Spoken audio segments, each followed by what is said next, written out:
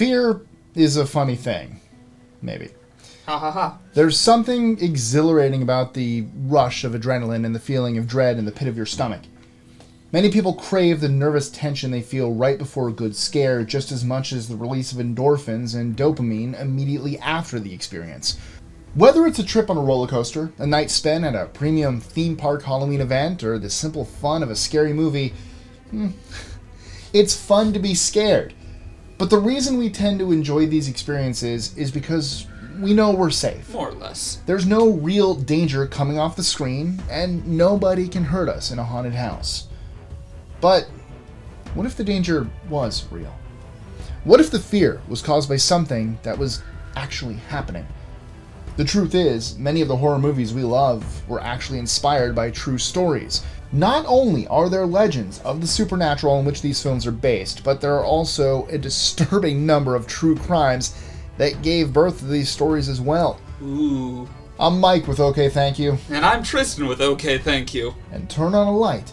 Check to make sure all the doors in your house are locked.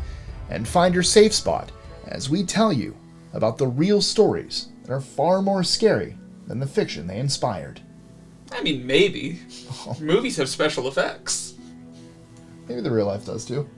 Oh. Maybe it's a murder magician.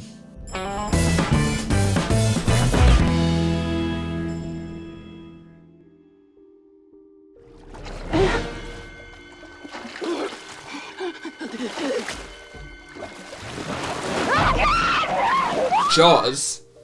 You like Jaws? No. It may seem ridiculous that a movie about a shark with the mind of a murderous stalker could be based on any kind of reality. And to hear that Peter Benchley, author of the book Jaws, on which the movie is based, tell it wasn't. But Benchley was certainly aware of a series of shark attacks that occurred along Jersey Shore in the summer of 1916. The first attack happened on July 1st, 1916, in Beach Haven, New Jersey. Go figure. Charles Van Sant was attacked in the water in front of his hotel. He was pulled from the surf, but died from the damage caused by the shark. Munch, munch. A week later, 50 miles... What, was that inappropriate? Maybe. Okay. Well, a week later, 50 miles up the coast, Charles Bruder's lifeless and legless body was fished from the water. That's my fishing animation. 6 days later, while playing in Matawan Creek, Lester Stillwell was pulled under the water while he played with his friends. A 24-year-old named Watson Stanley Fisher, that's an ironic name, who witnessed the attack, immediately dove into the creek to save the boy. Neither of them survived. Later that afternoon, a mere 1 mile downstream, 14-year-old Joseph Dunn was bitten. Ouch. Dunn was lucky enough to survive because apparently the shark was, full. So he's the only one that wasn't done. Maybe. It was this series of attacks that caused a change in the way sharks were perceived by the general public. What had once been nothing more than fascinating undersea animals were now seen as savage predators. As in the movie, rewards were offered, and a coordinated effort to catch the beasts were underway. Dozens of sharks were caught and disemboweled until a group of local fishermen finally caught an 8-foot, 325-pound great white just a few miles away from where that final killing took place. When they finally cut the shark open, it had 15 pounds of undigested human remains in its stomach. It was the first of only 2 times that a shark has been verified to have been seemingly hunting humans. It's scary.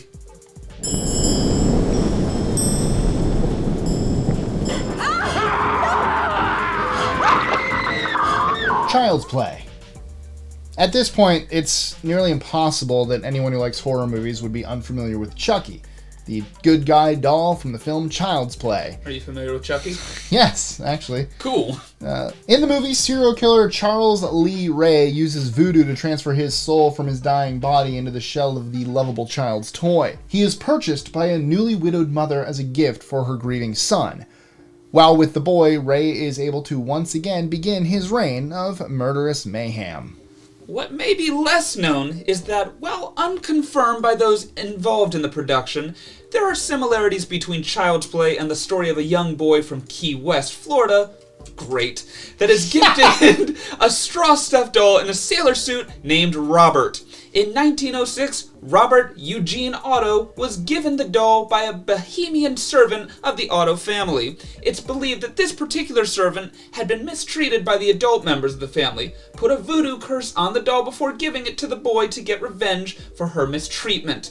The boy named the doll Robert. Isn't that sweet? While Robert became Eugene's best friend, strange occurrences began to take place around the house. At first, it was normal to hear Eugene talking to Robert. No. It was creepy when the parents could hear the doll talking back. Uh-uh. Of course, they assumed it was simply Eugene changing his voice and role-playing, but then eerie things began to happen. Nah, time to kick him out of the family immediately. And I'm sure there's going to be more reasons why. Some nights, the parents would be awakened in the middle of the night to sounds of crashing. They would enter their son's room and see him cowering, frightened in the corner of his room. The only response to the mess would be, "Robert did it."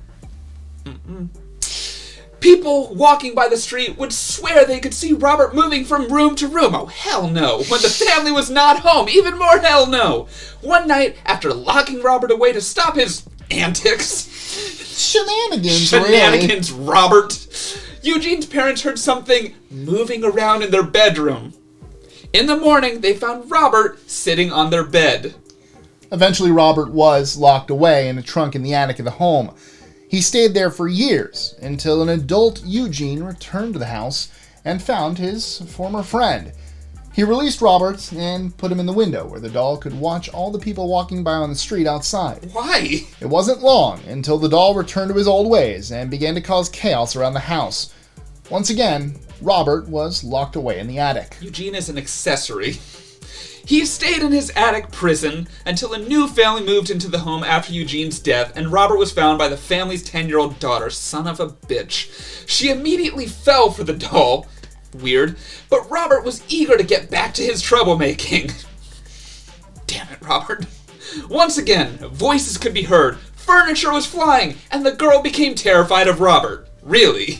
The doll eventually made his way to the Key West Museum, where he still resides today. If you ever want to visit him, what the hell is wrong with you? But you will find him there, locked away behind safety glass. Hashtag evict Robert.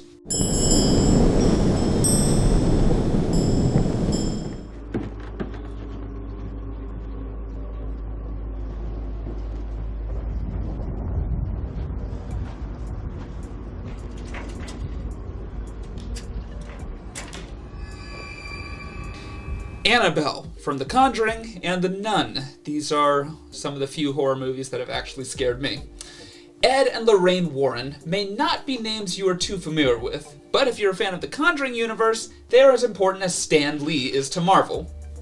Maybe a bit of a stretch. The Warrens were investigators who specialized in hauntings and manifestations of the paranormal. Ooh. Ed was a self-taught dermatologist who grew up in a haunted house, and Lorraine claimed to be a low-level clairvoyant. It's reading is hard. And medium. Together, they pooled their talents and started the New England Society for Paranormal Research. The Warrens spent their lives assisting people who found themselves either possessed or haunted by ghosts, demons, or other worldly entities, or in possession of objects cursed by these same things. The Conjuring universe is built on the stories and case studies compiled by decades of investigations, starting with the Perron family and the haunting of their Rhode Island home. As each new film series has debuted, the focus has expanded to tell the stories of the legends behind some of the entities and objects which have been the focus of the famous couple. When asked what he thought about the most disturbing subject of the older cases, the Warren son-in-law, Tony Sparron, said it was easily the Raggedy Ann doll, which was the subject of the 2014 film Annabelle. The doll was originally a gift to a 28-year-old nurse. Why? She put it in the apartment she shared with her roommate and didn't think much of it. It was reported that the doll started to change positions.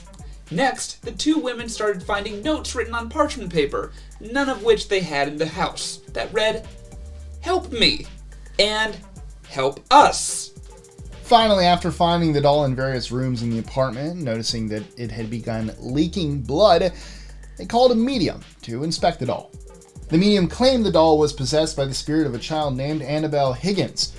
After hearing the story, the Warrens took an interest They determined that the doll itself was not possessed, but was being manipulated by an inhuman presence looking to possess a human host. The Warrens took the doll, sprinkled it with holy water, and locked it away. The Warrens created their own occult museum in the basement of the Nesper headquarters that is filled with demonic and satanic artifacts.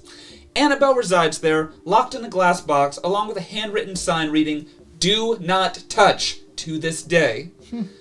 Yeah, The Conjuring was one of the first horror movies I saw in theaters, and there's a jump scare in there that people who have seen the movie will know what I'm talking about. I haven't, and I don't, and I won't.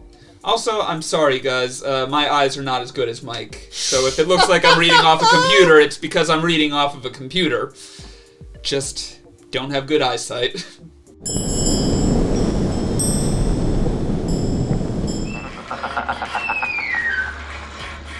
Please, God. This is God. A Nightmare on Elm Street. No, there was no severely burned psychopath that hunted people in their dreams. That we know of. But the writer and director of Elm Street was inspired by a story he read in the LA Times about a young boy who survived killing fields in 1979. The Communist Party of Kampuchea killed millions after the Cambodian Civil War, burying them in over 20,000 mass graves. The young boy and his family fled the genocide, but he was never able to shake his nightmares. He explained that if he fell asleep, the thing chasing him in his dreams would catch him and kill him. After staying awake for days, the family was relieved when he finally fell asleep. I thought that was going to say go somewhere totally different. Anyways, during the night, they were awakened by screams and rushed to the boy, only to find him dead. Oh, it went somewhere different. Oh. Okay, cool. Not cool. He had died during the nightmare he warned them about. Oh, that sucks. The idea of a young person trying to save themselves from an uncontrollable nightmare and having no adult believe them intrigued Craven, sicko, and became the basis for the plot of his movie.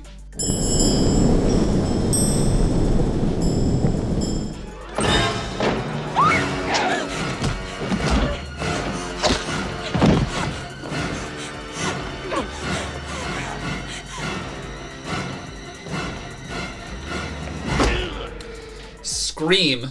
This one's exciting. It's my favorite horror movie. And it has extra sentimental value. How many people scream in it? A lot, actually. Cool. Good amount, but less than you'd think at the same time. Is there more screaming in the sequels? Because Scream 2, Scream 3. There's mostly screaming probably in Scream 3, and then a Well, lot I of hope so. then a lot of screaming in Scream the TV series. Was there a TV series? There is, and it's actually really good. Yeah. But we should probably talk about, the fun stuff.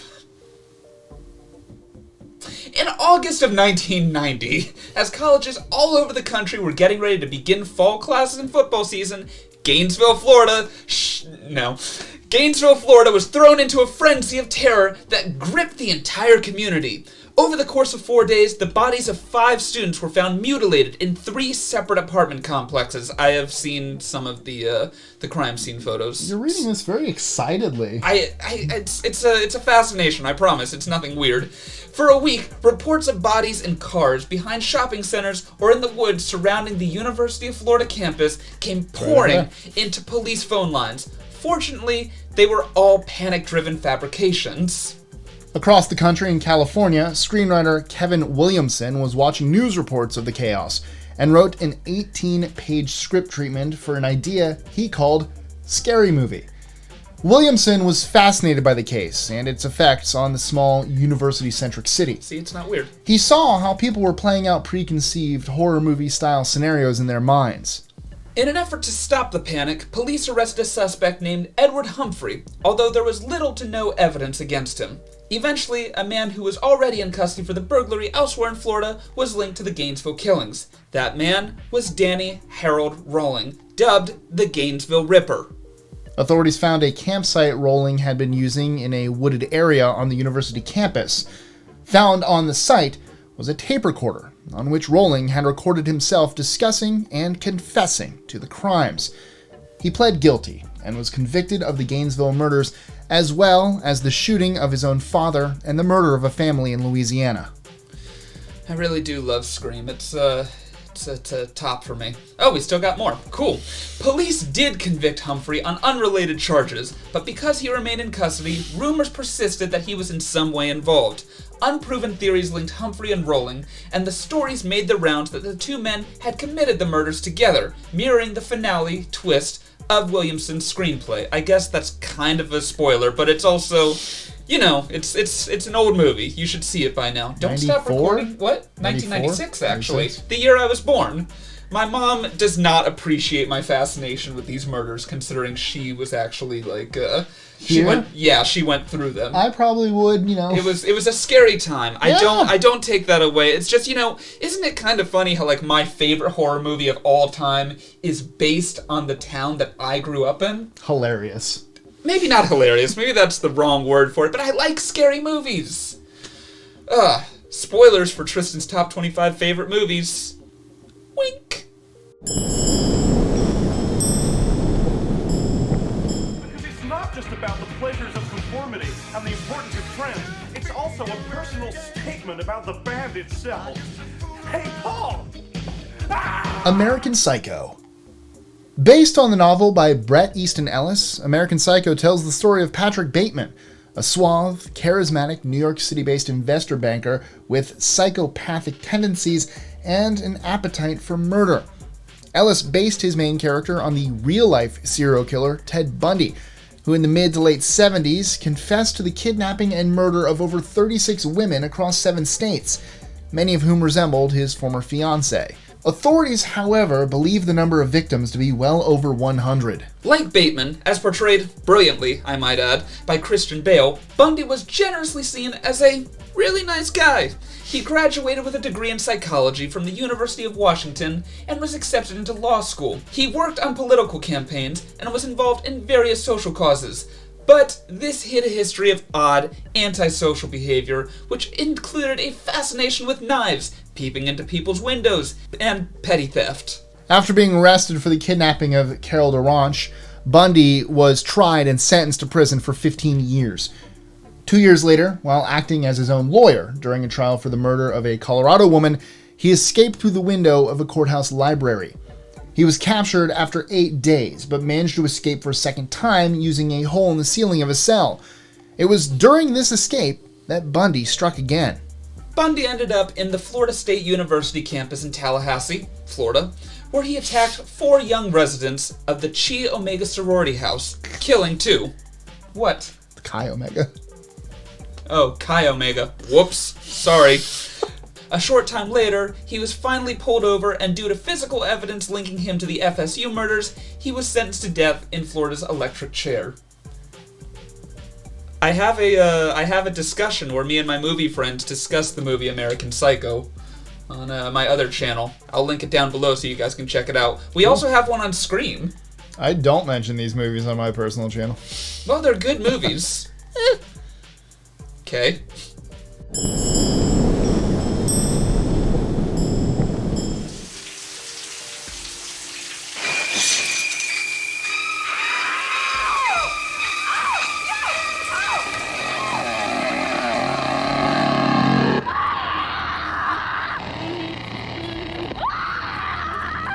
Psycho and Texas Chainsaw Massacre. Psycho, oddly enough, another one of my top 25 favorite movies, tells the story of Norman Bates, a man with an unhealthy obsession for his dominating mother who cannot cope with her death.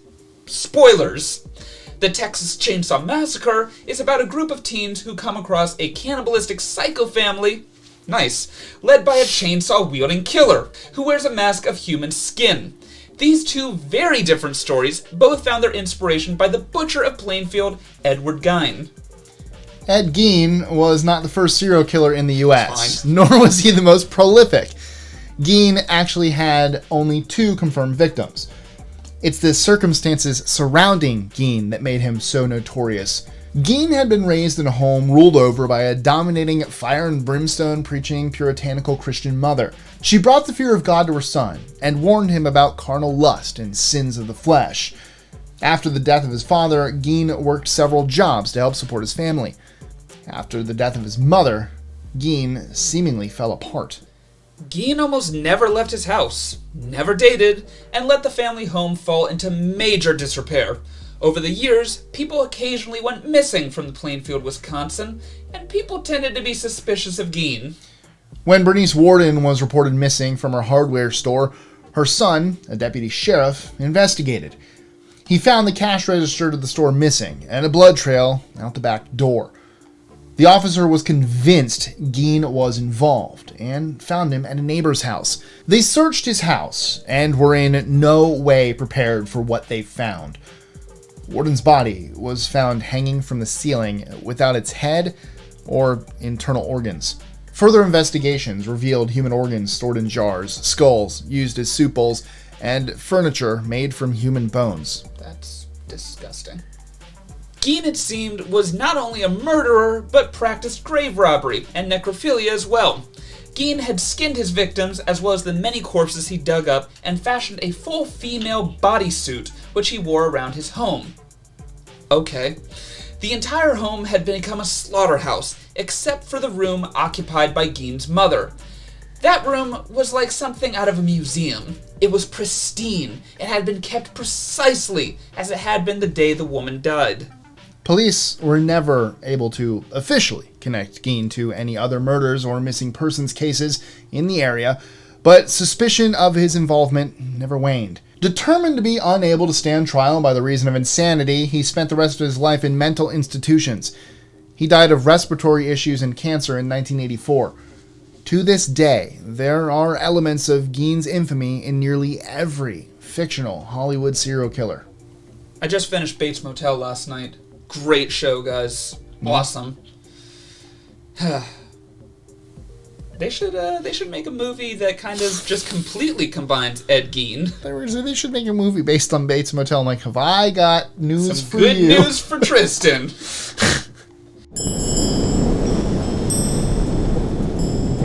Believe me, you don't want Hannibal Lecter inside your head.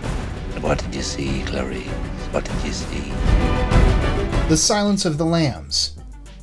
The Silence of the Lambs holds the distinction of being the only horror genre film to ever win an Academy Award for Best Picture. The story concerns the relationship between Clarice Starling, a young up-and-coming FBI trainee, and Dr. Hannibal Lecter, a psychiatrist and convicted cannibalistic serial killer who Starling turns to for help in catching Buffalo Bill, a man who abducts women and keeps them in pits dug in his basement. It is the head of the FBI investigation team in the Buffalo Bill case that pulls Starling from her training at Quantico to use her as bait to entice information out of Dr. Lecter. Lecter, a psychiatrist, forces Starling to relay past traumas she suffered to him in exchange for the information and help she seeks. The film weaves together themes of abuse and suffering as Starling is thrust into the roles of both heroine and victim at the same time. Meant to say heroine. Like so many other murderers in the horror genre, Buffalo Bill shares characteristics with Ed Gein, such as using skin peeled from his victims to sew into outfits for him to wear. Silence of the Lambs, however, also uses characteristics of a lesser-known criminal by the name of Gary Heidnik. Heidnik was a serial kidnapper, rapist, and murderer who specialized in degrading and torturing his female victims. Because of the nature and severity of his crimes, no details will be given here. Suffice it to say, the filmmakers did not have to dwell deep into their imaginations to bring the film's antagonist to life. Yeah, this video is definitely getting demonetized, you were right. Told you. By contrast, the severity of Heidnik's crimes were actually downplayed in the film, as they would be far too graphic and sensitive in nature to be accurately portrayed. Oh boy. Heidnik was caught after one of his victims escaped by convincing him to let her out so she could bring back another woman for him to torture. He first tried to plead insanity, but that defense was abandoned after his financial records proved him to be a careful investor who had amassed a fortune of over $500,000. During his trial, like all good sociopaths, he refused to take any responsibility at all for his crimes, putting the blame on everyone else, including his victims. He was sentenced to 2 counts of murder, along with his other crimes, and given the death penalty. The sentence was carried out on July 6, 1999, as he was put to death by lethal injection. Ed Gein got around. Yeah?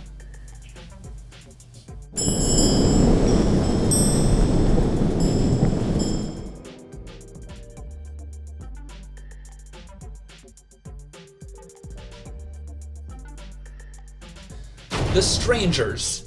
A wise man once said that there is nothing in the world more frightening, nothing more terrifying than what one person can do to another person. Humans can be vicious, evil creatures if they choose to be, and examples of this can be seen on the news every day. One night, on a lonely, middle-of-nowhere road in Crowley, Texas, a young boy named Brian Bertino was home taking care of his sister when they heard a knock at the door. Before he could stop her, his little sister opened the door to find a stranger asking for someone who did not live at the house. Brian told them they had the wrong house, and the man left. Later, they would hear reports of the same person knocking on doors in the area and home burglaries in houses where people had not been home. The stranger had been looking for empty houses to rob. While writing the film, Bertino looked into the real-life home invasion stories such as the Manson family murders of 5 people in the rented home of the film director Roman Polanski. A couple of nights later, the group entered the home of supermarket executive Leno LaBianca and killed the man and his wife. The Manson family murders is a famous case, to be sure, but home invasions where people are assaulted, beaten, tortured, and killed happen regularly across the country. These cases are often not widely reported or sensationalized by the media, and often slip by relatively unnoticed by the public at large. The Strangers simply presents the question, what if some of these invasions aren't random? What if the perpetrators were just looking for someone that was home? This reminds me of something that happened to me, actually. Really? Yeah, it actually does. It was finals time, Okay. So my girlfriend and I were both, up really late at night. It was 2 o'clock or 3 o'clock in the morning. Mm-hmm. She was working on a video game project. I was working on a film project. Not important to the story, but... Great. And then all of a sudden, we got a knock at the door. Like the interaction I did right there. Yeah. Thank you. So I went over to the door, and I'm like, who is it? Because it's 2 or 3 o'clock in the damn morning. And all I hear is, it's your neighbor. I look through the peephole. Never seen that man before in my life. Could be my neighbor. Could be. Don't know everyone in my complex. And then I'm like, okay, what can I do for you? I waited for a moment. It's your neighbor. I'm like, okay, what can I do for you? It's your neighbor. And now I'm terrified. He's well-dressed and everything. And, I called the police. What'd they do? They came and investigated. They couldn't find him. Neat. Was it your neighbor? No. Have you ever seen that man again? Nope. Should have opened it. I probably would have died. That's good you didn't. Die or open the door. Right. That's creepy. A little bit. We have 4 missing soldiers, Captain, and no bodies. We need a supportable explanation. Ravenous.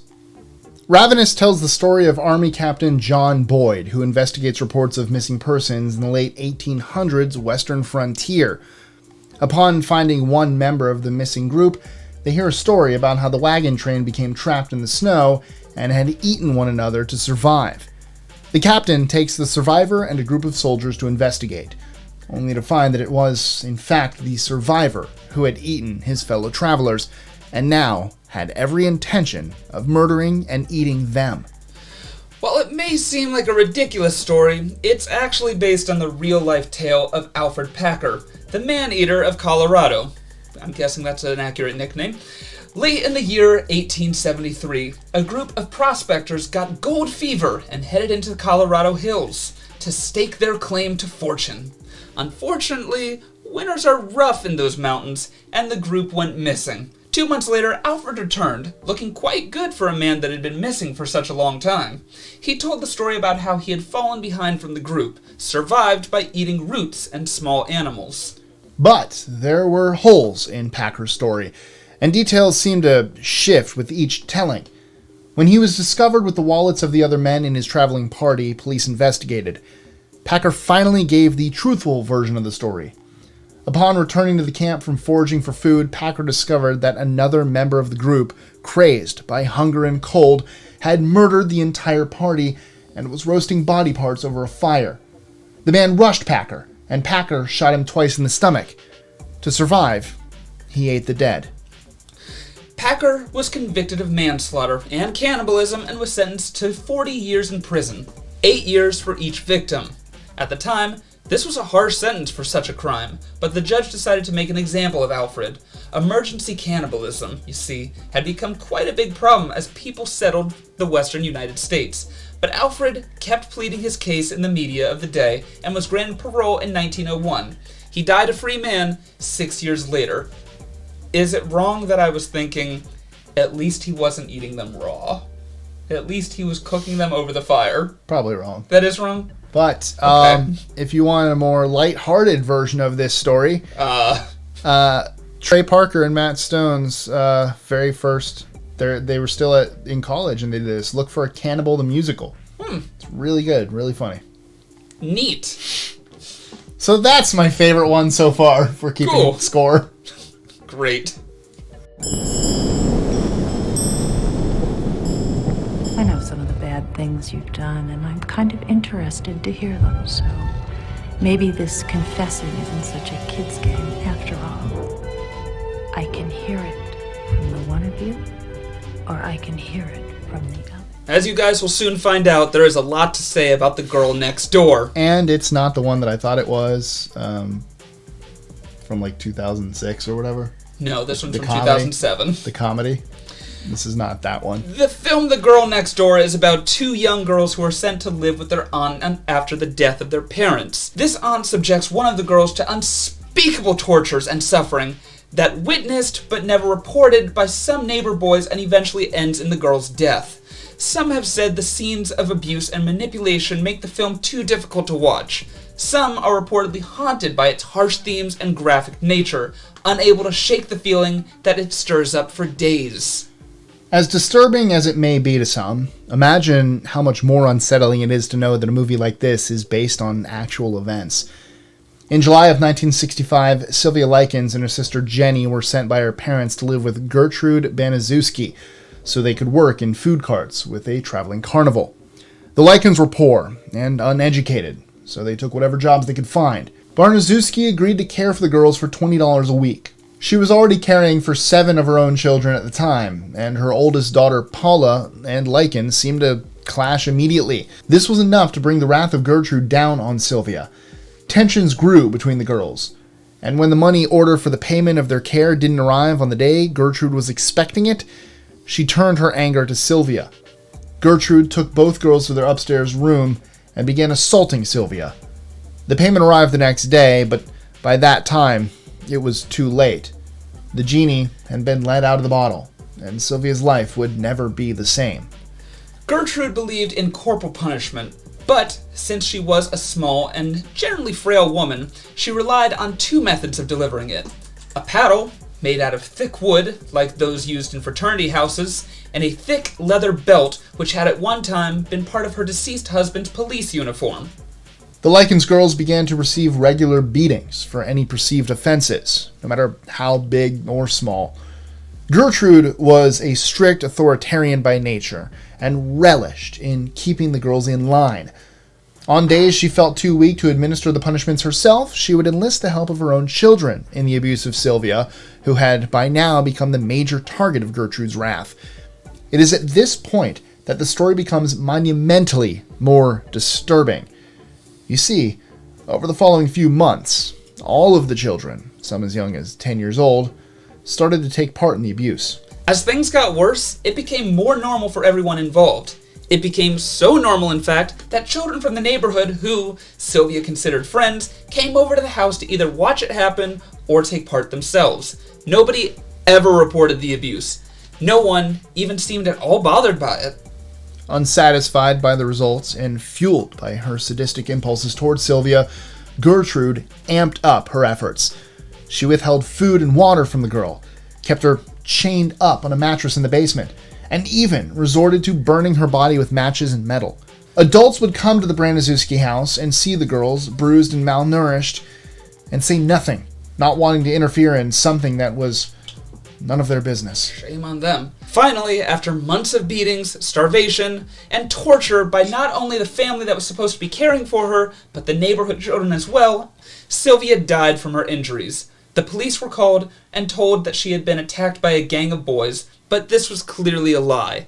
Gertrude was arrested and tried for first-degree murder. Her daughter Paula was convicted of second-degree murder, and her son John and his friend were both found guilty of manslaughter.